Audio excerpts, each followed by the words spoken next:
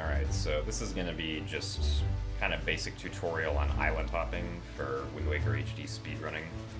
An island hop is pretty much just a really fast item slide that's so fast it can teleport between islands in one frame and sort of allow you to just hop between them.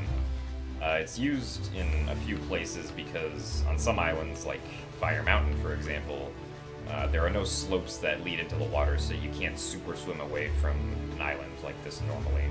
So instead, if you want to go away, you either have to get into the King of Red Lions and sail away, or use the Ballad of the Gales, or you have to do an island hop. So in this tutorial, I'm going to teach you guys how to island hop from Fire Mountain to Dragon Roost Island, because that's the easiest island hop in the game.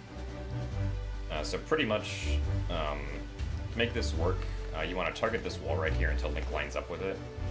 You should automatically line up after you target it twice and you're right up next to it.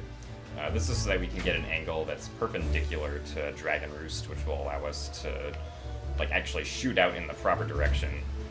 To keep this angle, you'll also want to turn off gyro if you happen to have that on when you're in gamepad mode. So for this island hop, I'm going to be using the bow, and I'm going to be charging up against this wall right here. And when I have enough speed, I'm going to be holding the ZL button to release my speed in the direction of Dragon Roost. And if it's correct, then I'll be close enough to Dragon Roost to either swim there or save warp. So one thing to know about this island hop is that while you're charging up, you do want to hold up to make your speed positive. With the bow, boomerang, and grapple hook, when you charge up item slides and then hold ZL, you'll go to the left, just kind of by default, but if you hold up during the item slide and then let go of it, before you hit ZL, your speed will change to positive, and then you'll go in the opposite direction when you hit ZL. So the reason island hopping is really hard is because it's really precise trying to control speeds that are so high they can go between quadrants. And so because of that, the only really reliable way to time an item slide is using a metronome. So I've linked the metronome that I use in the description of this video if you want to check it out. And for this island hop specifically, I count 7 beats with a tempo of 200 beats per minute.